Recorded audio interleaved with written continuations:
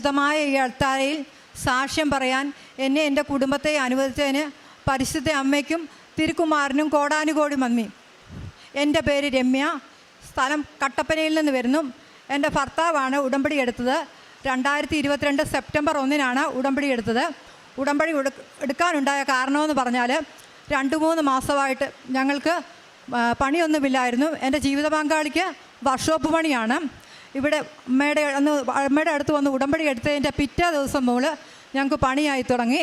അതുപോലെ തന്നെ ഞങ്ങൾ 5-8 വർഷമായിട്ട് വീടില്ലാതെ കഴിയുമായിരുന്നു. ലൈഫിൻ്റെ പേരെയൊക്കെ കൊടുത്ത് ഞങ്ങൾക്ക് സ്ഥലം കൂടുതലുണ്ടെന്നും പറഞ്ഞ് ഒന്നും കിട്ടത്തൊന്നുമില്ലായിരുന്നു.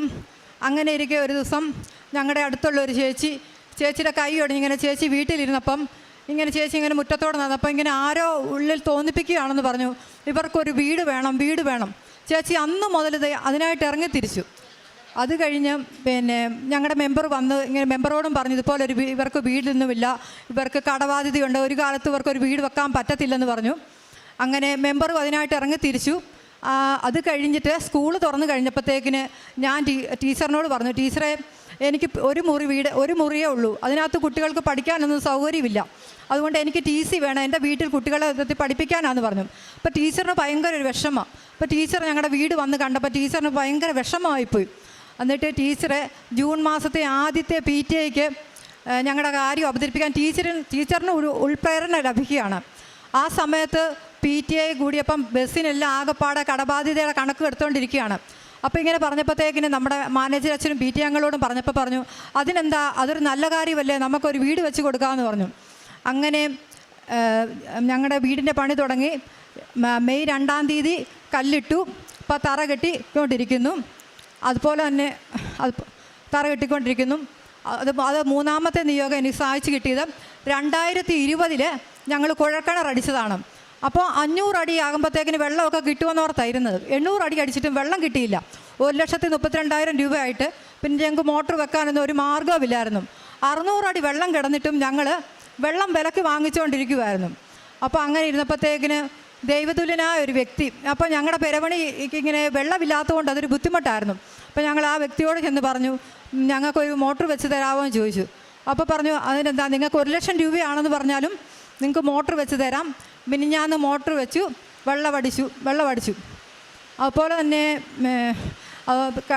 എൻ്റെ ഭർത്താവ് കരക്കാട്ടൂരിൽ നിന്നൊരു വണ്ടി ഇടിച്ചിട്ട് ഞങ്ങളത് പണിയാൻ വേണ്ടി കട്ടപ്പനയ്ക്ക് കൊണ്ടുപോയിട്ട് തിരിച്ചു കൊണ്ടുപോകുന്ന വഴിക്ക് വണ്ടിയുടെ ബാറ്ററി എല്ലാം നിന്ന് പോയി. എന്നിട്ട് ഞങ്ങൾ വണ്ടിയെല്ലാം ബാറ്ററിയുടെ എല്ലാം ശരിയാക്കിയിട്ട് രാത്രി 8:30 മണിയായി ഏലപ്പാറയിൽ നിന്ന് വണ്ടി എടുക്കും.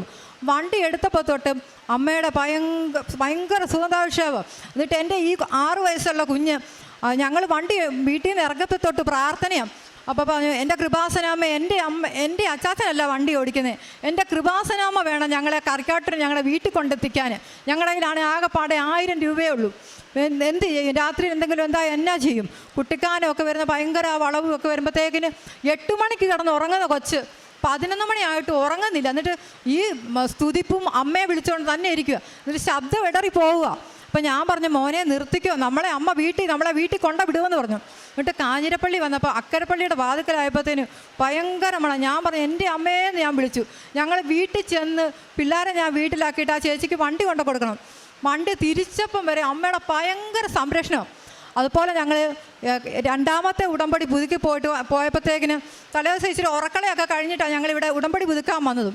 അപ്പോൾ പത്തനാടെന്നൊക്കെ പറയുന്ന സ്ഥലമായപ്പോഴത്തേന് എൻ്റെ ഹസ്ബൻഡ് ഉറങ്ങിപ്പോയിട്ട് വണ്ടി ചെന്ന് ഒരു കരികല്ലിൻ്റെ പുറത്തൂടെ കയറിയിട്ട് മറിഞ്ഞിട്ട് 11 kV പോസ്റ്റിൽ ഇടിച്ചു നിന്നു. ഞങ്ങൾക്കൊരു പോറൽ പോലും അമ്മ തന്നില്ല. ഓടിക്കൂടിയവരെല്ലാം ചോദിച്ചു, നിങ്ങൾക്ക് എന്തെങ്കിലും പറ്റിയോ? ഞാൻ പറഞ്ഞു, ഒന്നും പറ്റിയില്ല, ഞങ്ങൾക്കൊരു പോറൽ പോലും പറ്റിയില്ല. അപ്പം ഞങ്ങളുടെ കയ്യിൽ ഉടമ്പടി പത്രത്തിൻ്റെ ഇതുണ്ടായിരുന്നു. വെറുതെ അല്ല, നിങ്ങളെ അമ്മ രക്ഷിച്ചതാണെന്ന് പറഞ്ഞു. അപ്പോൾ എന്നെ ഓടിക്കൂടിയവരെല്ലാവരും പറഞ്ഞു, 11 kV ലൈനല്ലേ പോയത്, അപ്പോൾ പൈസ ഒത്തിരി ആകും പറഞ്ഞു. അപ്പോൾ ഞാനോർത്ത് എന്നാ ചെയ്യും എൻ്റെ ദൈവം. പിറ്റേ ദിവസം ഞാൻ പ്രാർത്ഥിച്ച് ഞങ്ങൾ ACB പോയി. ഞങ്ങൾ പ്രതീക്ഷിച്ചാലും തീർത്തും കുറച്ച് അവിടെ നമുക്കത് സെറ്റിൽ ചെയ്യാൻ പറ്റി. അതുപോലെ ഒരുപാട് അനുഗ്രഹങ്ങൾ അമ്മ എനിക്ക് തന്നിട്ടുണ്ട്. എനിക്ക് കുഞ്ഞിലേ മുതൽ ഞാൻ അമ്മയിൽ ഉറച്ചു വിശ്വസിക്കുന്ന ഒരു വ്യക്തിയാണ്.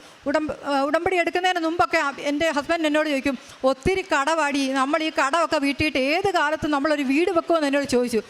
ഞാൻ പറഞ്ഞു, എനിക്ക് എൻ്റെ അമ്മ വീട് തരുമെന്ന് പറഞ്ഞു. അത് കഴിഞ്ഞ് 2 വർഷം കഴിഞ്ഞിട്ട് ഞാൻ ഉടമ്പടി എടുത്ത് കഴിഞ്ഞപ്പോൾ 2 കാര്യങ്ങൾ എൻ്റെ അമ്മ ഒരുപോലെ എനിക്ക് നടത്തി തന്നു. അതുപോലെ ചെറുതും പലതുമായ ഒരുപാട് അനുഗ്രഹങ്ങൾ തന്നിട്ടുണ്ട്. അപ്പം ഞാൻ 2 വർഷം മുമ്പ് പരിചയപ്പെട്ട ഒരു ചേച്ചി, അപ്പം ആ ചേച്ചിയിലൂടെ എനിക്ക് അമ്മയിൽ ഒത്തിരി അറിയാൻ പറ്റി. അപ്പോഴത്തേക്കിന് ഞാൻ ആ ചേച്ചിയെ വിളിച്ചപ്പോൾ ആ ചേച്ചി ഭയങ്കരമായിട്ട് വിഷമത്തിലിരിക്കുക. അപ്പം ഞാൻ ചോദിച്ചു, എന്താ ചേച്ചി വിഷമത്തിലിരിക്കുന്നത്? ഞാനിപ്പോൾ കൃപാസനത്തിലും പോകുന്നില്ല രമ്യ. എനിക്കത് കേട്ടപ്പോൾ എൻ്റെ മനസ്സങ്ങ് ഭയങ്കരമായിട്ട് അങ്ങ് മുറിവേറ്റു. ഞാൻ പറഞ്ഞു, ചേച്ചി അങ്ങനെ പറയരുത്, ചേച്ചി ആ കൃപാസനത്തിൽ പോകണം. അപ്പോൾ എന്നോട് പറയുന്നുണ്ട്, ചേച്ചി പറഞ്ഞു, രമ്യ എൻ്റെ അമ്മയെന്ന് എനിക്കിങ്ങനെ പാടുന്നുണ്ടത്. ഞാൻ പറഞ്ഞു, ചേച്ചി അത് അമ്മേനെ നമ്മൾ ഉടമ്പടി എടുത്തുകൊണ്ട് വരുമ്പോൾ അവിടുത്തെ പാട്ടാണ് ചേച്ചി അമ്മ വിളിക്കുന്ന, ചേച്ചി ഒരിക്കലും പോകാതിരിക്കരുതെന്ന് പറഞ്ഞു. കഴിഞ്ഞ ദിവസം വിളിച്ചിട്ട് ചേച്ചി എന്നെ വിളിച്ചിട്ട് പറയാം, രമ്യ മാതാവാ ചേച്ചി രമ്യയെ കൊണ്ട് എന്നെ വിളിപ്പിച്ചത്, ഞാൻ എന്നെ ആണേലും കൃപാസനത്തിൽ പോരും. ഇന്ന് ആ ചേച്ചി ഇവിടെ വന്നിട്ടുണ്ട്. ചെറുതും വലുതുമായ ഒരുപാട് അനുഗ്രഹങ്ങൾ അമ്മ തന്നിട്ടുണ്ട്. അമ്മയ്ക്കും തിരുക്കുമാരനും കോടാനുകോടി നന്ദി.